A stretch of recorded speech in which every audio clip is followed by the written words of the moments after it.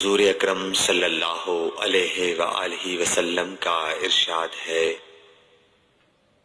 تمام اعمال کا دار و مدار نیت پر ہے، اور ہر عمل کا نتیجہ ہر انسان کو اس کی نیت کے مطابق ہی ملے گا۔ بس جس کی ہجرت دولت دنیا حاصل کرنے کے لیے ہو یا کسی عورت سے شادی کی غرض سے ہو، بس اس کی ہجرت انہی چیزوں کے لیے ہوگی جن کے حاصل کرنے کی نیت سے اس نے ہجرت کی۔ صحیح بخاری حدیث نمبر 1۔ حضور اکرم صلی اللہ علیہ وآلہ وسلم نے فرمایا کہ وحی نازل ہوتے وقت کبھی مجھ کو گھنٹی کی سی آواز محسوس ہوتی ہے، اور وحی کی یہ کیفیت مجھ پر بہت شاخ گزرتی ہے۔ جب یہ کیفیت ختم ہوتی ہے تو میرے دل و دماغ پر اس فرشتے کے ذریعے نازل شدہ وحی محفوظ ہو جاتی ہے، اور کسی وقت ایسا ہوتا ہے کہ فرشتہ بشکل انسان میرے پاس آتا ہے اور مجھ سے کلام کرتا ہے، بس میں اس کا کہا ہوا یاد رکھ لیتا ہوں۔ صحیح بخاری حدیث نمبر 2۔ حضرت صلی اللہ علیہ وآلہ وسلم پر وحی کا ابتدائی دور اچھے سچے پاکیزہ خوابوں سے شروع ہوا۔ آپ خواب میں توشہ ختم ہونے پر ہی اہلیہ محترمہ حضرت خدیجہ رضی اللہ تعالی عنہا کے پاس تشریف لاتے اور کچھ توشہ ہمراہ لے کر پھر وہاں جا کر خلوت گزین ہو جاتے۔ یہی طریقہ جاری رہا یہاں تک کہ آپ پر حق منکشف ہو گیا اور آپ غار حرا ہی میں قیام پذیر تھے کہ اچانک حضرت جبرائیل علیہ السلام آپ کے پاس حاضر ہوئے اور کہنے لگے کہ اے محمد پڑھو۔ آپ فرماتے ہیں کہ میں نے کہا کہ میں پڑھنا نہیں جانتا۔ آپ صلی اللہ علیہ وسلم فرماتے ہیں کہ فرشتے نے مجھے پکڑ کر اتنے زور سے بھینچا کہ میری طاقت جواب دے گئی، پھر مجھے چھوڑ کر کہا پڑھو۔ میں نے پھر وہی جواب دیا کہ میں پڑھا ہوا نہیں ہوں۔ اس فرشتے نے مجھ کو نہایت ہی زور سے بھینچا کہ مجھ کو سخت تکلیف محسوس ہوئی، پھر اس نے کہا کہ پڑھ۔ میں نے کہا میں پڑھا ہوا نہیں ہوں۔ فرشتے نے تیسری بار مجھ کو پکڑا اور تیسری مرتبہ پھر مجھ کو بھینچا، پھر مجھے چھوڑ دیا اور کہنے لگا کہ پڑھو اپنے رب کے نام کی مدد سے جس نے پیدا کیا اور انسان کو خون کی پھٹکی سے بنایا، پڑھو اور آپ کا رب بہت ہی مہربانیاں کرنے والا ہے۔ بس یہی آیتیں آپ حضرت جبرائیل علیہ السلام سے سن کر اس حال میں غار حرا سے واپس ہوئے کہ آپ کا دل اس انوکھے واقعے سے کانپ رہا تھا۔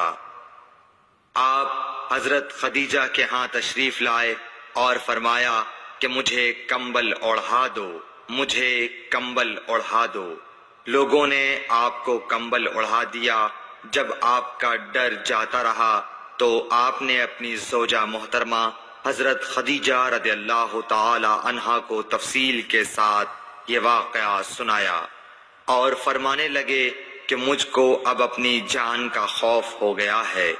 آپ کی اہلیہ محترمہ حضرت خدیجہ رضی اللہ تعالی عنہا نے آپ کی ڈھارس بندھائی اور کہا کہ آپ کا خیال صحیح نہیں ہے، اللہ کی قسم آپ کو اللہ کبھی رسوا نہیں کرے گا، آپ تو اخلاق فاضلہ کے مالک ہیں، آپ تو کنبہ پرور ہیں، بے کسوں کا بوجھ اپنے سر پر رکھتے ہیں، مفلسوں کے لیے آپ کماتے ہیں، مہمان نوازی میں آپ بے مثال ہیں، اور مشکل وقت میں آپ امر حق کا ساتھ دیتے ہیں۔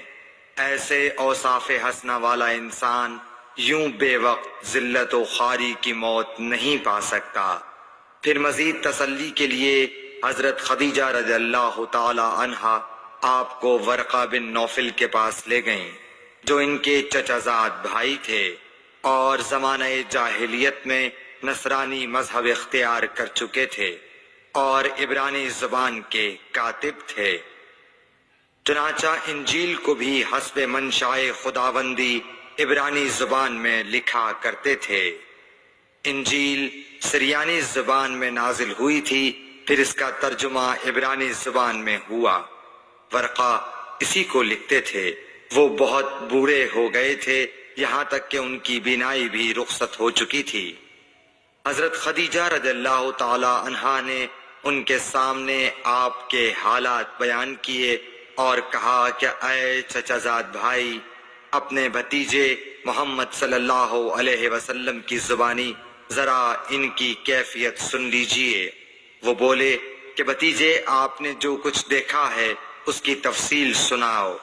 چنانچہ آپ صلی اللہ علیہ وآلہ وسلم نے از اول تا آخر پورا واقعہ سنایا، جسے سن کر ورقہ بے اختیار ہو کر بول اٹھے کہ یہ تو وہی ناموس معزز رازدان فرشتہ ہے جسے اللہ نے حضرت موسیٰ علیہ السلام پر وحی دے کر بھیجا تھا۔ کاش میں آپ کے اس عہد نبوت کے شروع ہونے پر جوان عمر ہوتا، کاش میں اس وقت تک زندہ رہتا جبکہ آپ کی قوم آپ کو اس شہر سے نکال دے گی۔ رسول کریم صلی اللہ علیہ وآلہ وسلم نے یہ سن کر تعجب سے پوچھا کہ کیا وہ لوگ مجھ کو نکال دیں گے، حالانکہ میں تو ان میں صادق و امین و مقبول ہوں۔ ورقہ بولا، ہاں یہ سب کچھ سچ ہے، مگر جو شخص بھی آپ کی طرح امر حق لے کر آیا لوگ اس کے دشمن ہی ہو گئے ہیں۔ اگر مجھے آپ کی نبوت کا وہ زمانہ مل جائے تو میں آپ کی پوری مدد کروں گا، مگر ورقہ کچھ دنوں کے بعد انتقال کر گئے۔ پھر کچھ عرصے تک وحی کی آمد موقوف رہی۔ صحیح بخاری حدیث نمبر 3۔ حضور اکرم صلی اللہ علیہ وآلہ وسلم نے وحی کے رک جانے کے زمانے کے حالات بیان فرماتے ہوئے کہا کہ ایک روز میں چلا جا رہا تھا کہ اچانک میں نے آسمان کی طرف ایک آواز سنی اور میں نے اپنا سر آسمان کی طرف اٹھایا۔ کیا دیکھتا ہوں کہ وہی فرشتہ جو میرے پاس غار حرا میں آیا تھا وہ آسمان و زمین کے بیچ میں ایک کرسی پر بیٹھا ہوا ہے۔ میں اس سے ڈر گیا اور گھر آنے پر میں نے پھر کمبل اوڑھنے کی خواہش ظاہر کی۔ اس وقت اللہ پاک کی طرف سے یہ آیات نازل ہوئیں، اے لحاف اوڑھ کر لیٹنے والے، اٹھ کھڑا ہو اور لوگوں کو عذاب الہی سے ڈرا اور اپنے رب کی بڑائی بیان کر اور اپنے کپڑوں کو پاک صاف رکھ اور گندگی سے دور رہ۔ اس کے بعد وہی تیزی کے ساتھ پے در پے آنے لگی۔ صحیح بخاری حدیث نمبر 4۔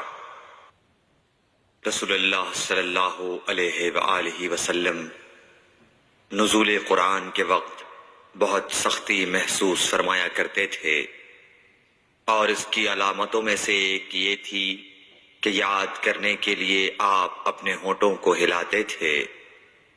ابن عباس رضی اللہ تعالی عنہ نے کہا، میں اپنے ہونٹوں کو ہلاتا ہوں جس طرح آپ ہلاتے تھے۔ سعید کہتے ہیں، میں بھی اپنے ہونٹ ہلاتا ہوں جس طرح ابن عباس رضی اللہ تعالی عنہ کو میں نے ہلاتے دیکھا۔ پھر انہوں نے اپنے ہونٹ ہلائے۔ ابن عباس رضی اللہ تعالی عنہ نے کہا، پھر یہ آیت اتری کہ اے محمد، قرآن کو جلد جلد یاد کرنے کے لیے اپنی زبان نہ ہلاؤ، اس کا جمع کر دینا اور پڑھا دینا ہمارا ذمہ ہے۔ حضرت ابن عباس رضی اللہ تعالی عنہ کہتے ہیں، یعنی قرآن آپ صلی اللہ علیہ وآلہ وسلم کے دل میں جمع دینا اور پڑھا دینا ہمارے ذمہ ہے۔ پھر جب ہم پڑھ چکے تو اس پڑھے ہوئے کی اتباع کرو۔ ابن عباس رضی اللہ تعالی عنہ فرماتے ہیں، اس کا مطلب یہ ہے آپ اس کو خاموشی کے ساتھ سنتے رہو، اس کے بعد مطلب سمجھا دینا ہمارے ذمہ ہے۔ پھر یقیناً یہ ہماری ذمہ داری ہے کہ آپ اس کو پڑھو، یعنی اس کو محفوظ کر سکو۔